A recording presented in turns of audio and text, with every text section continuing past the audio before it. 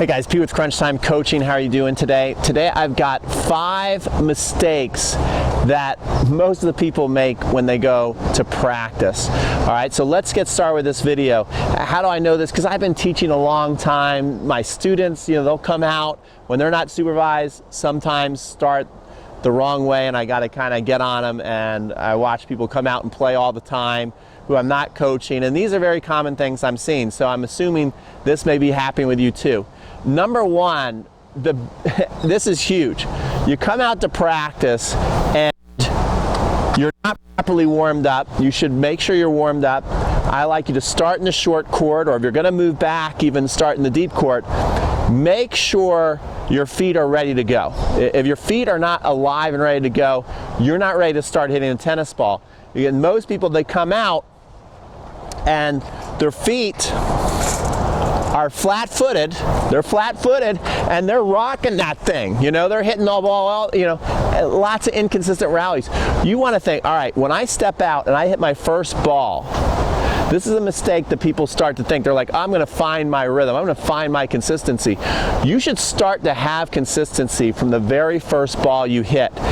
Because what I want is that you're moving your feet about 100%. You got your split step. You're really, one of the biggest things I focus on when I'm starting is the timing of the split step. And then 50% power. That's a tip I actually got from Nick Saviano that I tell all my kids all the time, is 100% with the feet, 50% power. So thank you, Nick, for that. That's one crucial mistake people make when they go out and they practice. Number 2, this is huge. I love hitting cross courts, guys. I love just rocking the ball cross court. Let's do our down the lines. Let's work on our volleys. Let's hit our overheads. Let's hit our serve.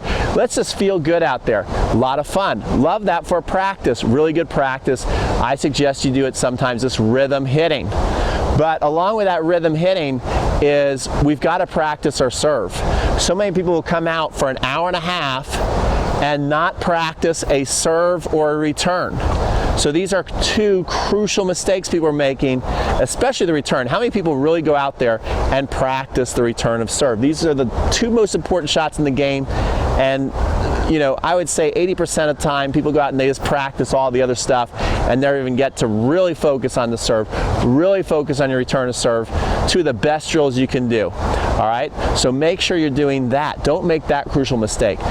The next mistake people make, again, it goes with that rhythm hitting. We like to go out there, we like to feel good. We want to go, oh yeah, I had a great practice day, I feel great. Guys, you want to face adversity in every practice you have.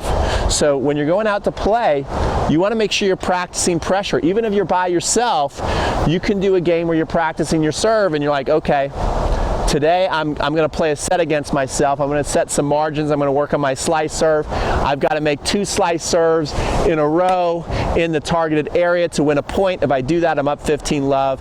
If I don't, I'm down 15 love. And play a set against yourself. You don't need to have somebody there with you. You can even go out alone and practice and still create jitters, still create tension and nervousness.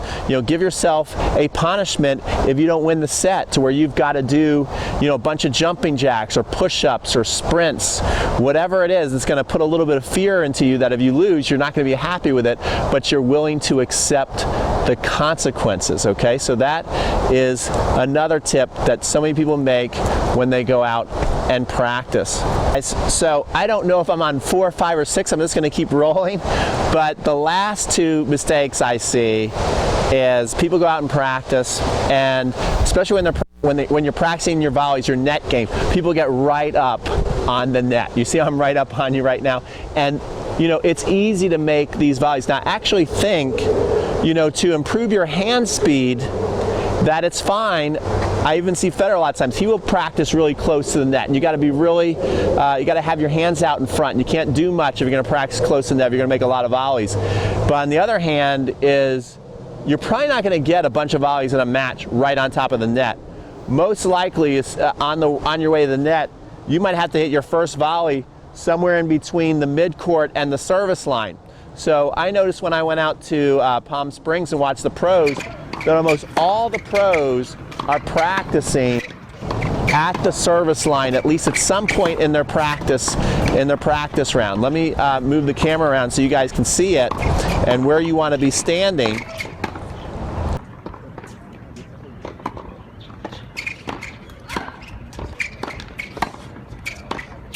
You want to make sure that you're practicing in this area of the court. You won't even close afterwards. I just suggest you just practice some volleys in here, getting your split step, and really getting good in here. If you can get good in here, you're going to get a bunch of half volleys, a bunch of low volleys.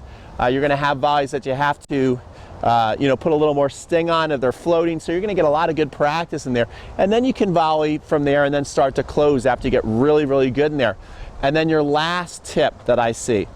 Again, so many people will skip the overhead. People have a really tough time on the overhead, and maybe they'll take, 5 or 6 overheads. They don't really spend a lot of time on the overhead.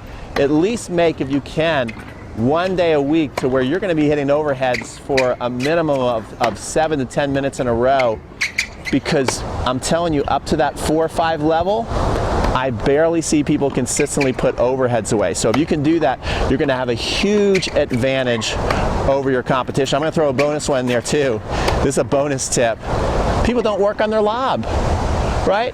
Guys, no one can put an overhead away. So if you're out there playing doubles and you have a really good lob, guess what? You're going to win a lot of matches. Then people are going to walk up and go, I hate that person. They can't beat them. They're just a pusher. That's because people can't put overheads away. It's kryptonite for the overhead, a good lob, all right? You get them past the service line, you're going to be winning lots of points. Okay, guys, so that was the don'ts of don't do that in practice. Now you know how to go out and do that.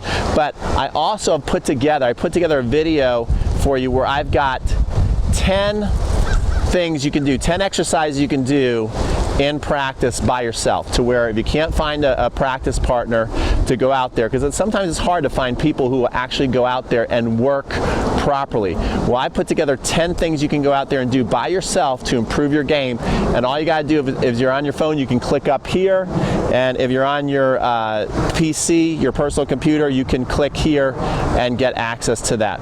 All right, there's a plane. I don't know if you guys hear it, so I'm going to turn off the video. Remember to like if you like this video, subscribe if you don't want to miss any of my future videos, and comment if you have a question or if you like this video or you just want to say, hey Pete, what's up? All right, that's it. This is Pete from Crunch Time Coaching signing off. Have a good day. Good luck with your tennis.